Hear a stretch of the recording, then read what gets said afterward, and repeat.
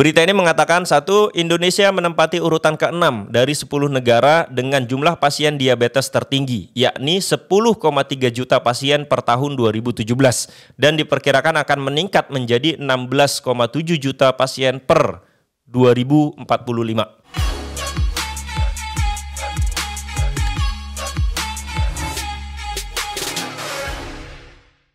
Bismillahirrahmanirrahim. Assalamualaikum warahmatullahi wabarakatuh. Teman-teman, terima kasih sudah kembali nonton video saya, sudah hadir di channel YouTube saya ya. Jangan lupa untuk like, komen, dan subscribe yang bagus-bagus gitu ya. Kalau tidak setuju boleh, tapi komennya cukup yang sopan-sopan saja ya, karena kesopanan itu sangat diperlukan ya. Biasanya orang yang mudah emosi adalah orang-orang yang banyak masalah dalam hidupnya, sehingga komennya nggak enak. Tapi buat teman-teman yang misalkan nggak setuju, lalu komennya bagus, berarti masalah dalam hidupnya nggak banyak.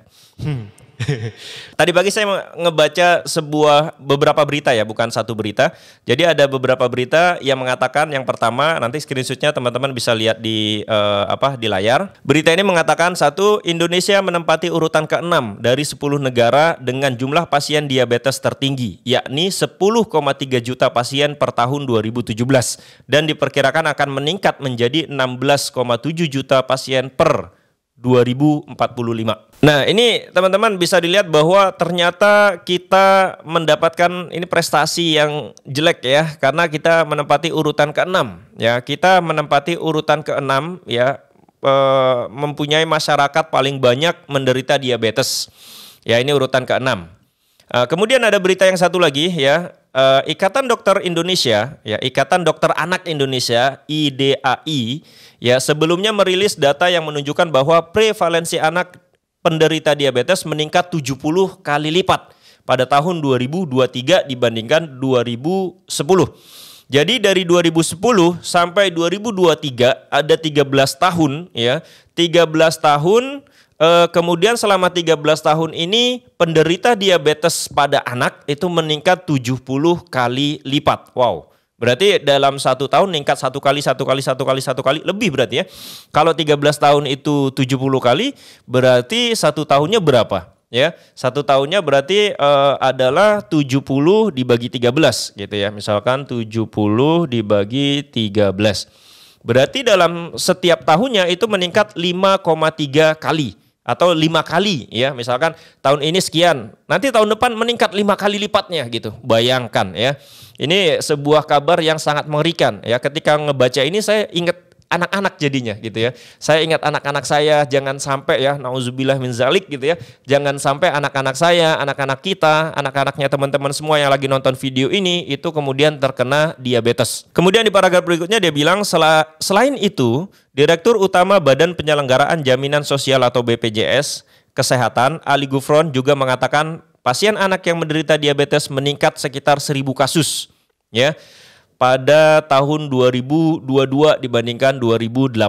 Jadi selama 4 tahun 2018 sampai 2022 itu meningkat 1.000 kasus. Kemudian yang berikutnya, menurut dia data itu menggambarkan situasi yang sangat mengkhawatirkan. Ya benar ya, saya ngebaca ini juga saya ngeri-ngeri sedep ya, terutama saya kan punya anak-anak gitu ya. Dan anak-anak saya itu ya namanya anak-anak kan. Anak-anak itu sangat suka sekali makanan yang manis-manis. Es krim suka banget, coklat ya kan, susu yang menurut kita kayaknya minum susu nih biar sehat, itu dicek dulu susunya kandungan gulanya berapa. Jangan-jangan itu susu itu kandungan gulanya banyak gitu loh.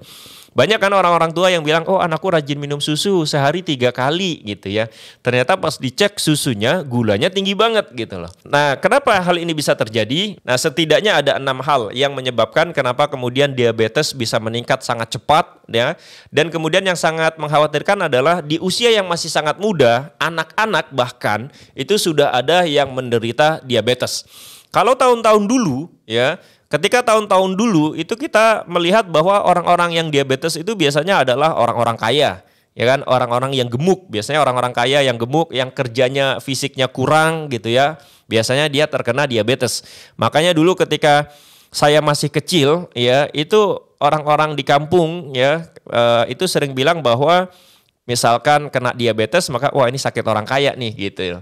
Karena orang-orang miskin di zaman dulu ya, rakyat-rakyat jelata kayak orang tua saya di zaman dulu itu kerjanya susah. Ya kan harus misalkan ke sawah, kemudian ke kebun, kalaupun makan ya makan yang real food saja, nggak banyak jajannya. Kenapa nggak banyak jajannya? Karena uangnya nggak ada gitu. Jadi makan makanan yang memang dimasak di dapurnya masing-masing. Dan kemudian makan pun memang ketika lapar saja, tidak ada waktu, tidak ada uang untuk makan lebih banyak. Ya, jadi makanya kayak sakit jantung, sakit diabetes itu di tahun-tahun 80-an atau 70-an itu bisa jadi hanya sakitnya orang-orang kaya saja. Ya, sakitnya orang-orang kaya saja dan sakitnya orang-orang yang sudah udah tua. Nah, tapi ternyata berita-berita sekarang sangat mengkhawatirkan ya. Karena apa? Ternyata diabetes tidak hanya menyerang ke orang tua, tapi sudah mulai kepada anak-anak dan kasusnya sangat besar. Pertanyaannya sekali lagi, kenapa bisa terjadi? Setidaknya ada 6. Mengapa kemudian diabetes naik sangat signifikan? Yang pertama adalah karena pola makan yang buruk. Ya, pola makan yang buruk ya. Jadi anak-anak kita sekarang ya dengan anak-anak zaman dulu mungkin pola makannya buruk. Kenapa? Karena sekarang ya banyak sekali makanan-makanan yang tidak real food.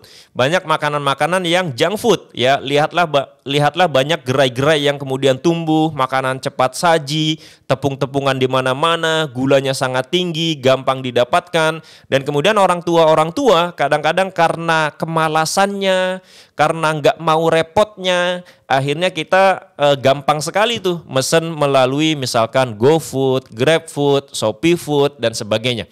Nah, kita beralasan bahwa aku repot, kemudian kita mencarikan makanan-makanan yang cepat saji itu kepada anak-anak kita. Nah, ini jangan sampai terjadi ya.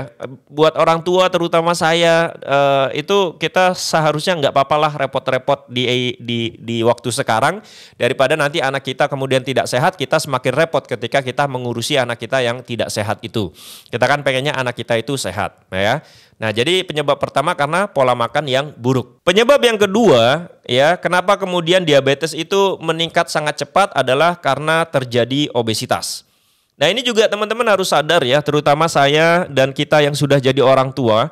Jangan kemudian ketika melihat anak yang obesitas, kita dengan, anaknya imut banget, wah lucu banget, dan sebagainya.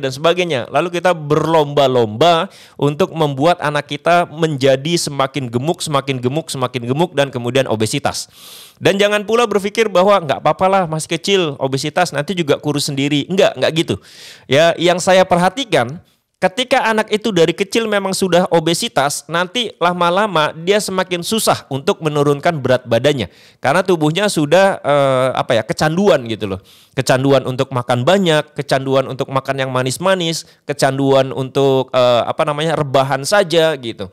Maka anak-anak ini kalau yang obesitas ya itu jangan dianggap sepele.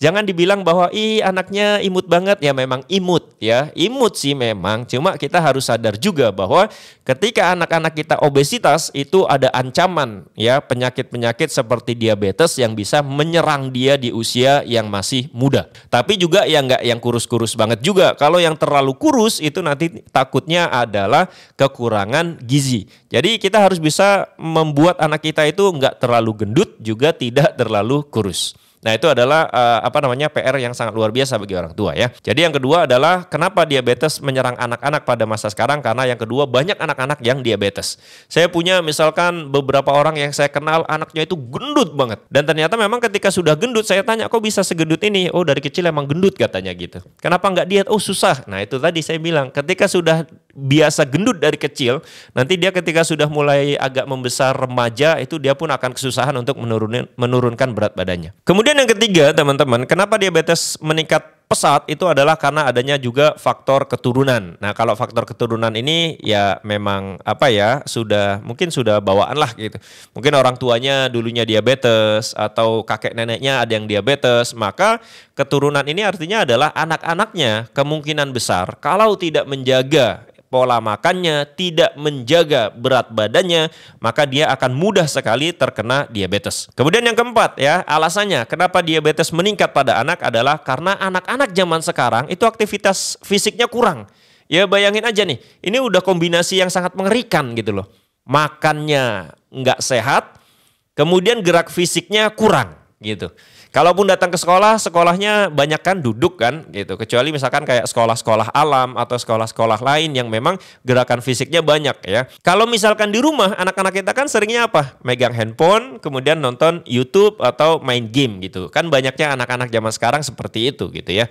Nah akhirnya apa? Sudahlah makannya nggak sehat, ya gerak fisiknya kurang, maka kemudian dia kelebihan kalori setiap hari. Nah, lama-lama kemudian dia bisa terkena diabetes di usia yang masih sangat muda. Nah, kemudian yang kelima ya, yang kelima adalah kenapa diabetes meningkat sangat cepat pada anak, karena pengetahuan dan kesadaran yang rendah. Ya, terutama buat orang tuanya gitu ya. Pengetahuan kita, kesadaran kita ya, mungkin kita kurang gitu. Kita masih beranggapan bahwa susu ini sehat, sehingga kemudian anak kita pagi minum susu, siang minum susu, lalu kemudian malam minum susu, tanpa kita teliti bahwa susu itu ternyata gulanya tinggi juga gitu loh. Ya, kemudian kita juga karena keegoisan kita sebagai orang tua agar anak diem, kita kasih es krim pagi, kita kasih es krim siang ya setiap hari gitu ya. Akhirnya terjadilah yang namanya diabetes. Nah, ini penting banget nih buat saya pribadi dan buat teman-teman yang sudah jadi orang tua bahwa kita harus terus belajar. Kemudian juga harus sadar bahwa anak kita ini adalah titipan dari Allah Subhanahu wa taala yang harus kita jaga. Jangan sampai dengan ketidaktahuan kita, kebodohan kita, lalu kita membuat anak-anak kita itu dalam tanda kutip terjerumus menjadi orang yang penyakitan di masa yang akan datang ya. Makanya teman-teman harus terus belajar. Dan yang terakhir yang keenam adalah faktor lingkungan ya. Faktor lingkungan ini ya seperti misalkan ya tentu saja berbeda antara anak-anak yang tinggal di kota dengan yang di desa. Ya apalagi kalau di kota itu akses terhadap makanan atau junk food itu sangat luar biasa mudah gitu ya.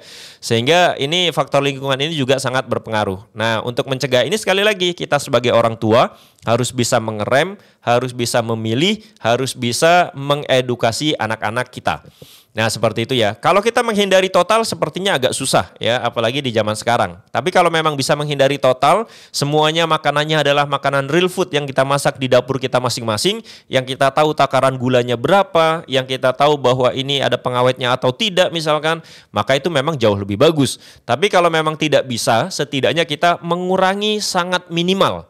Misalkan kayak saya nih, saya di rumah dikasih aturan, anak-anak saya hanya boleh makan es krim 1 minggu 1 kali ya di weekend. Jadi anak saya itu cuma boleh makan es krim 1 minggu 1 kali di weekend. Kemudian boleh minum susu hanya 1 hari sekali, dan itu pun kita belikan susunya yang rendah gula. Nah, hal-hal seperti ini saya kasih tahu nih ke istri saya ya. Karena daripada kita repot nanti anak kita sakit-sakitan, lebih baik kita repot mengatur anak kita sejak kecil. Gitu. Nah, alhamdulillah nih anak saya nggak ada yang obesitas. Kalau dibilang kurus juga enggak gitu ya, dibilang gemuk juga enggak. Jadi anak saya alhamdulillah mudah-mudahan sehat-sehat semua ya. Dan saya mendoakan juga buat teman-teman yang sudah punya anak, semoga anak-anaknya sehat-sehat semua ya. Mari kita terus belajar untuk menjadi orang tua yang lebih aware terhadap anak-anak kita ya. Terima kasih sudah menonton teman-teman, semoga bermanfaat. Assalamualaikum warahmatullahi wabarakatuh.